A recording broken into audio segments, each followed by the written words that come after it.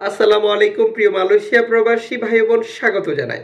আজ জুমাবার দিন, মে মাসের 10 তারিখ দেশে টাকা পাঠানোর সিদ্ধান্ত নিয়েছেন। এই ইনফরমেশনটি আপনাকে সহযোগিতা করবে। আপনি মালয়েশিয়ার কোন শহরে থাকেন এবং সেখানে বাংলাদেশিদের কি অবস্থা, ভিডিওতে কমেন্টস করে জানিয়ে দিন।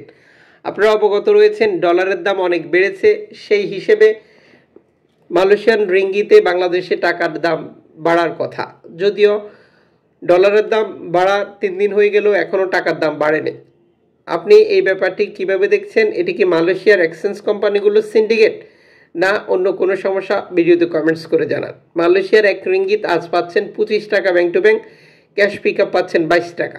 মালয়েশিয়াতে রয়েছে বহু এক্সচেঞ্জ কোম্পানি, প্রতিটি এক্সচেঞ্জের টাকার রেটে পার্থক্য থাকে।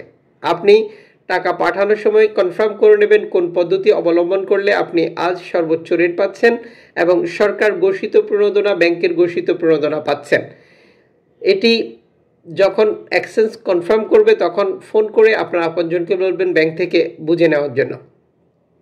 মালয়েশিয়ার মার্কেট থেকে আপনি গোল্ড খরিদ করার সিদ্ধান্ত নিয়েছেন, এই তথ্যটি আপনাকে সহযোগিতা করবে।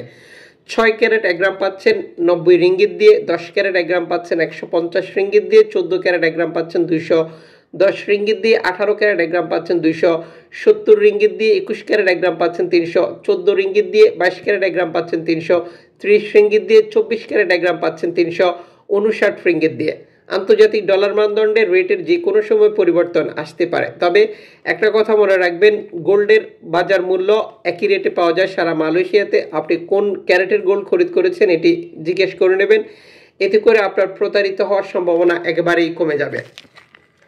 চ্যানেলটি সাবস্ক্রাইব করে রাখুন প্রতিদিনের টাকার রেট এবং গোল্ড মার্কেট আপডেট জানার জন্য।